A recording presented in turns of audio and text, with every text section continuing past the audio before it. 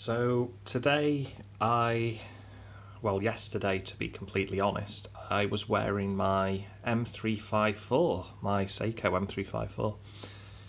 I noticed something that I probably should have figured out a long time ago, but I don't appreciate. I buy so many watches, or I did in the past. I have stopped it. I've officially not bought a watch for probably about a month, maybe less than a month, about 3 or 4 weeks, which is good for me. So anyway, I noticed on the M354, if you've ever seen one of these, you see it says Future, Past, M Select, M Set, 24-hour light, and Select and Set. This might be painfully obvious for you guys watching the video, but for me, I always wondered, what on earth do they mean, Future Past? Is it like the X-Men? Days of Future Past? What is this? Well, what it actually means is these white letters, these white things at the top, and then you've got the yellow. Let me focus the camera. You've got the yellow down the bottom.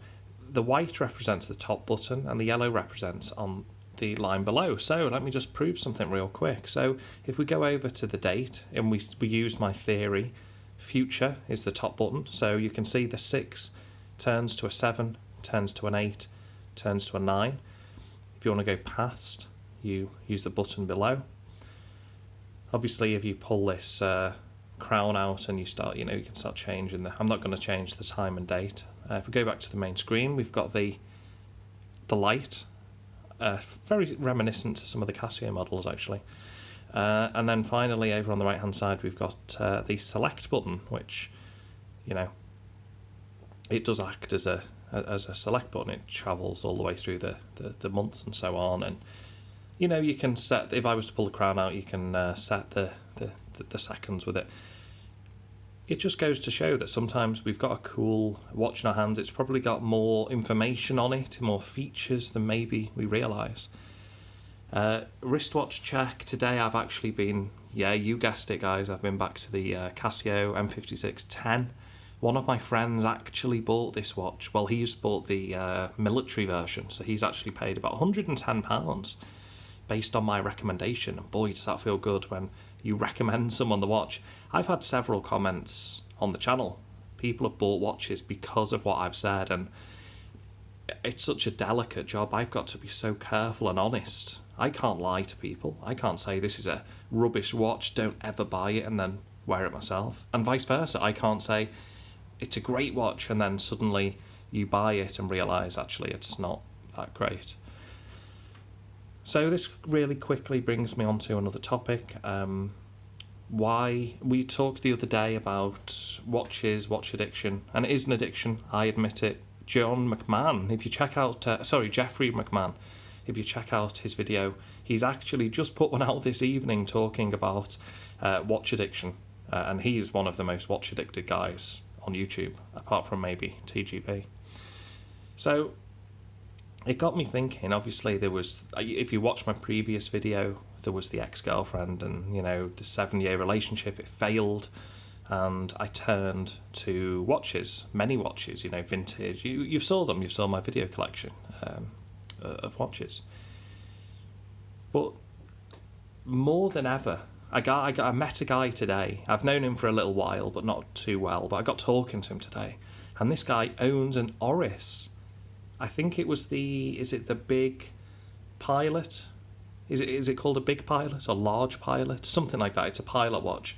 Automatic movement. He showed me, I turned it over, and it was mesmerising. It's only got a small window on the back. I wish I could get a picture of it, but I'm just recording this live, from my phone, so I can't edit the video at the moment. But it was absolutely beautiful. This Oris was beautiful. It's the first time I've ever handled an Oris watch.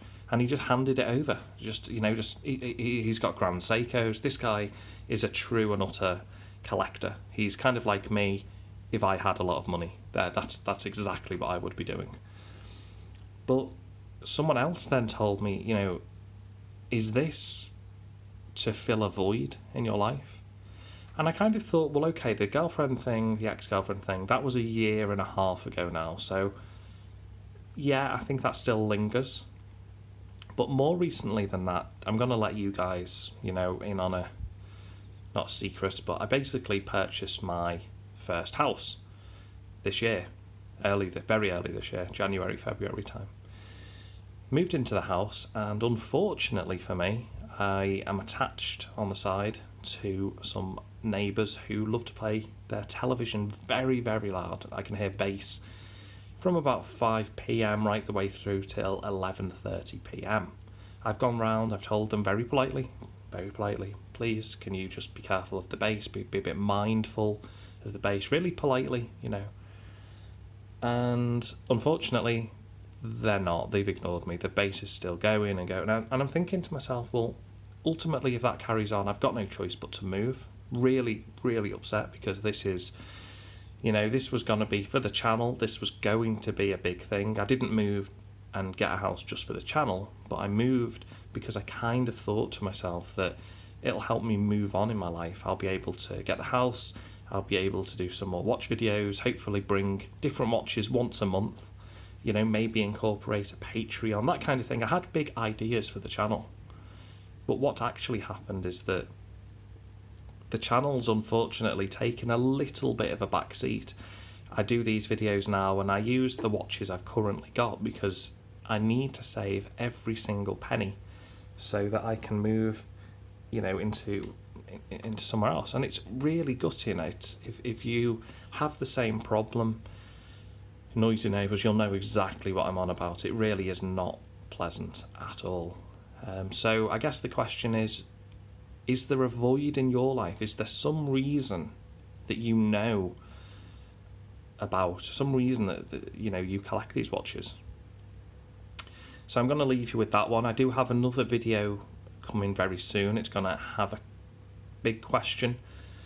You may have seen on the last video someone guessed the question I was going to ask, but we're going to save that for another video. The question for this one is, I'm sorry to ask, but I guess we need to be honest with ourselves, with each other as watch collectors. Is there a big void in your life? Has there been a big void? Has something happened that's made you want to collect these watches? Is it just sheer addiction? Let me know, guys.